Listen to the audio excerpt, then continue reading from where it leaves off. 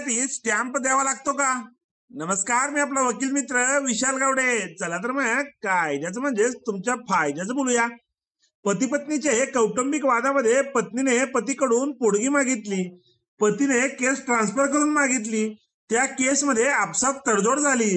त्या तडजोडीमध्ये असे ठरले की पती हे पत्नीला त्यांच्या नावावर असलेल्या प्लॉट देण्यास तयार आहेत व त्याच्या बदल्यात पत्नीने कधीच पोटगी मागावायची नाही. त्याप्रमाणे आपसात तडजोड हुकुमनामा झाल्यानंतर तो बाबत माननीय सर्वोच्च न्यायालयाने एक महत्वपूर्ण निर्णय दिलेला आहे.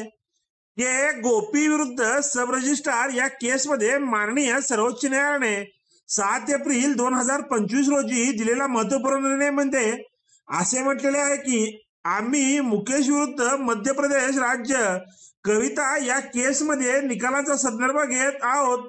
त्या केसमध्ये नोंदणी कायदा कलम 17(2)(6) याचे विश्लेषण केलेले आहे.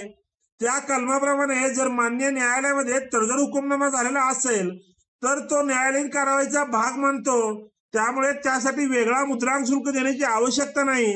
त्यामुळे तो प्लॉट पतीच्या नावावर पत्नीच्या नावावर करण्यासाठी मुद्रांक स्वरूपातील सूट दिलेली आहे. असा निष्कर्ष नोंदवून माननीय सर्वोच्च न्यायालयाने पुढे असे म्हटलेले आहे की आम्ही संबंधित सब रजिस्ट्रार यांना असे आदेश देतो की त्या केसमधील प्रतिवादी यांचा नावावर स्टॅम्प ड्युटी न घेता प्लॉट मालक म्हणून नोंदणी करून द्यावा.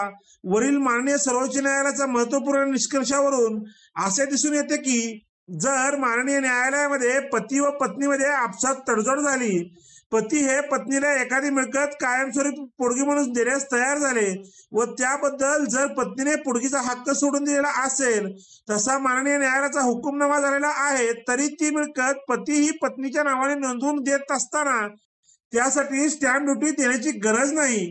व्हिडिओ आवडल्यास व्हिडिओला शेअर करा व कोर्ट कचेरी या युट्यूब चॅनलला सबस्क्राईब करा.